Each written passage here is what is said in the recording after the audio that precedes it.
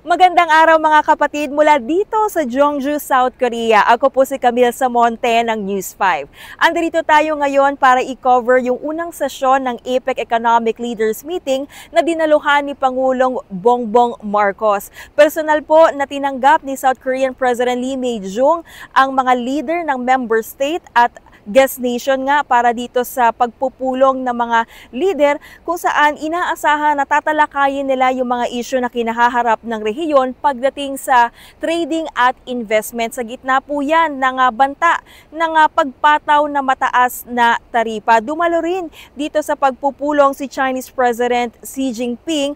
Ang China po ang isa sa largest trading partner ng South Korea.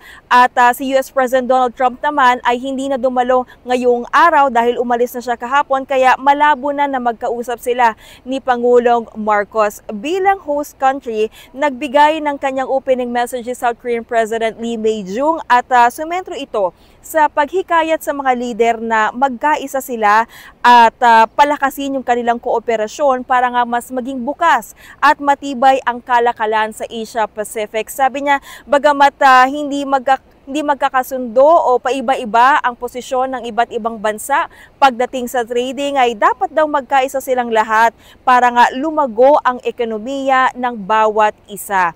Sa mga oras na ito mga kapatid ay nagpapatuloy pa rin ang pagpupulong ng mga leader at inaantabayanan natin kung meron nga bang mabubuong konsensus o kasunduan pagdating nga sa trading. At mamayang hapon naman, inaasahan na magbibigay ng pahayag si Pangulong Bongbong Marcos sa CEO Summit. So yan po muna ang latest update dito sa Jeongju, South Korea. Ako po si Camille Samonte ng News 5.